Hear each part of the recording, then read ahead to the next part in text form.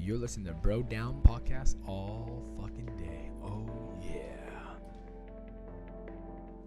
Hey, everybody. Welcome back to the Bro Down Podcast. I'm Andy Smith. And I'm Tim Fulton. And this is What Do You Got? Tim, What Do You Got about? What do you got? It's a little segment where one of us comes to the table with a topic that the other guy doesn't know about. We spring it on each other and chit-chat about it for a little while. This is Andy's turn, and his topic is... Okay, so my topic is bird's nest. Now, Bird's nest. some of you might be wondering, what the fuck? Why would I talk about bird's nest? Well, I didn't have a topic for today. I didn't come up with one, so I'm just going to tell you a story. Do your homework. It has nothing to do with bird's nests. Okay? We're already lying to the people. Yeah, we're already lying to the people, but it does have the phrase bird's nest in it.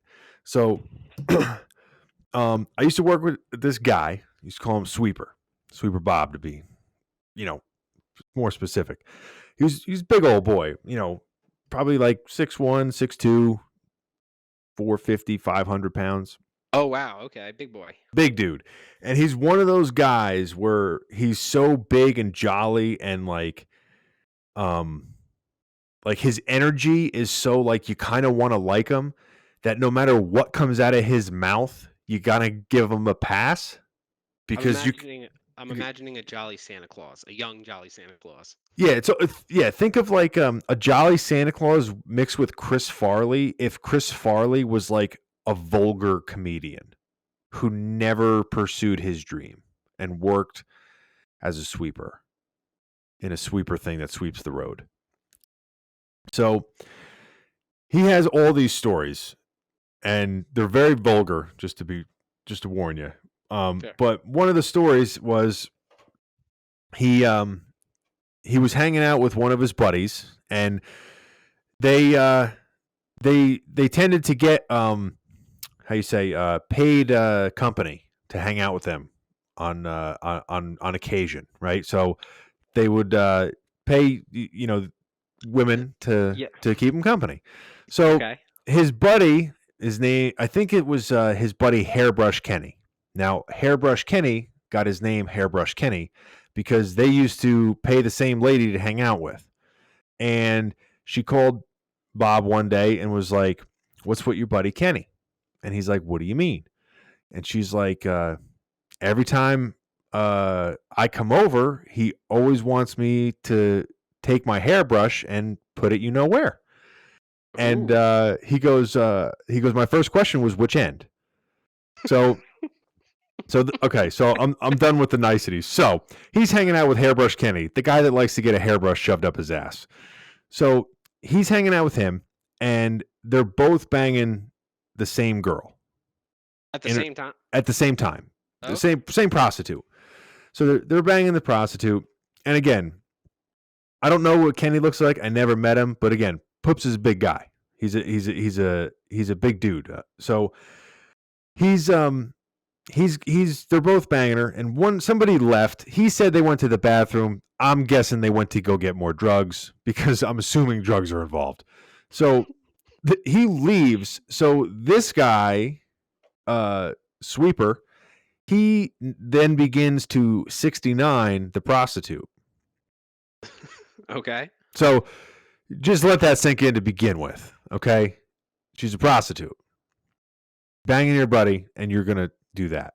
So he starts to explain that it's dark in the room.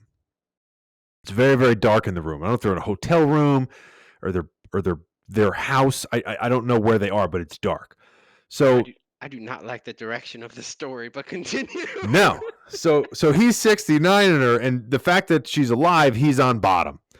So his buddy comes back in, and because of the lighting in the room, just sees her looking like she's kind of like bent over on the bed. So he's like, cool opportunity. So Sweeper Bob describes it as, I'm laying there, and he's like, I'm laying there, and all of a sudden I just feel the bed move, and I see this shaft run right across my nose.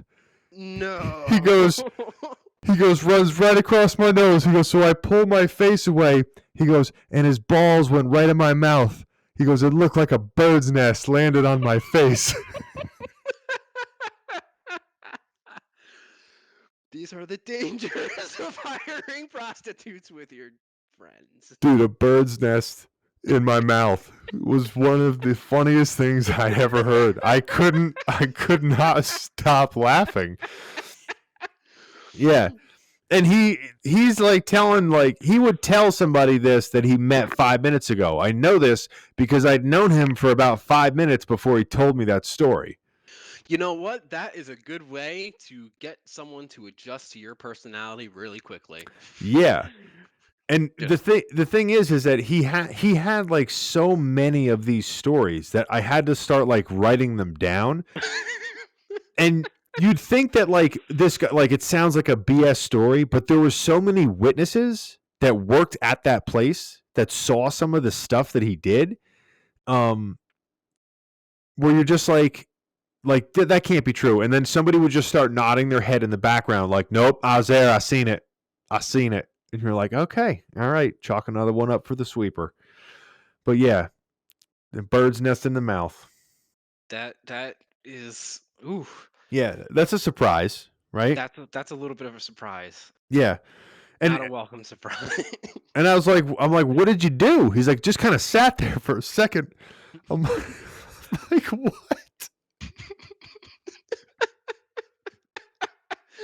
What? I mean, he probably has movement problems to begin. Could you imagine being stuck? Oh God, dear God. Yeah. I mean, this guy is, like I said, like, he's a big boy. So, like, I don't know how his friend didn't see him on the bed. It must have been fun. Maybe he's the size of a bed. Yeah, like so I don't know. And then there was another one. We're going to save the other one for next time. We're going to save the other ones for next time. These are our emergency backup stories. Yeah, and just so you guys know, I cleaned it up a lot. I cleaned it up as much as I could clean it up. That was as clean as I could make that story. Yeah, so that's the bird's nest. So what's the moral of the story? What's your moral? Oh, there's a couple morals of the story. Don't leave the lights off if you're having a threesome. Don't double team a prostitute, I guess. That's fair. Don't do drugs. Do you think they get a discount? Because there's two? You know, I don't know, but I don't know. But they must have frequented so much that they like had like call up and have conversations kind of a thing. I don't know how that all works. Yeah, like is it like ordering a pizza? Like, hey, I don't know, because she called to like inquire about what the deal with the hairbrush was. And I'm guessing because she, like, it was her hairbrush. She was like, "Why we gotta use mine? Can't you buy your own? Like, get your own hairbrush, bro." Yeah, the frequency of that. Like, I once became friends with a bartender enough where we exchanged numbers, and even then I was like, Timmy, what are you doing with your life? If you're friends enough with a lady of the night that she has your number and you two are texting back and forth, you might want to reconsider some things. Yeah. Yeah, and it's just there's a lot of more morals of the story. I put it to you this way: I asked him one time how much money that he thinks that he, like, how much money he thought he borrowed from his mom to gamble in his life. I'm gonna be upset. How much do you think it was? I don't even $1,000. $100,000. What? Like, how much? I asked him, like, how much? Because he always talked about borrowing money from his mom. This guy's in his fucking 50s at the time, and he's like, I'm like, how much do you think you borrowed from your mom your whole life? He's like, probably like $100,000. I'm like, and how much have you paid her back? He goes, about half. That's not borrowing. That's stealing. Yeah. That's Sweeper Bob. Yeah, who once convinced a stranger in a 7-Eleven to go outside, pull his pants down, and show him his Johnson because he wanted to see how big it was. What? He walked into a 7-Eleven, and he's like, there was this black guy there. And I was like, oh, man, you must have a huge, And he's like, what? He's like, let me see it. He's like, what? He's like, 5 minutes later, we're out by the dumpster. He's got his pants at his ankles. I'm like, Bob, I don't know if you're like some kind of hypnotist or if you just hang out in bad areas, but I'm not sure I want to hear any more of your stories. Yeah, he convinced a complete stranger to walk outside, pull his pants down so he could see how big his dick was. That's really upset. Although that reminds me of an Adam Sandler story. He was on one of those night shows, those talk shows, and he had a similar story where he was at a gym at the same time as Shaq. Oh boy. And he's like, we ended up in the locker room at the same time. He's like, but he was like 5 minutes ahead of me. So he went into the shower as like I was getting changed and whatnot. He's like, and I just couldn't help it. It's Shaq. I gotta know. He's like, so I tried to peek in, and there was a bodyguard at the door, so I couldn't. Oh was, my like, really God. upset about it.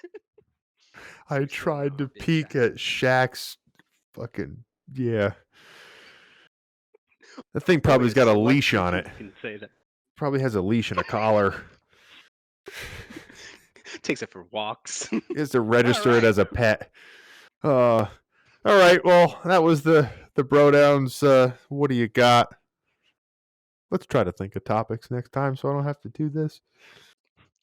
Come see us next week to see if I quit or not. Don't forget to like and subscribe. Tell us what you think of Sweeper Joe. Sweeper Bob? Sweeper Bob. Sweeper Bob. Go to brodownpro.com. Check out all your Bro Down gear. And we will catch you guys next time. You're listening to Bro Down Podcast all fucking day.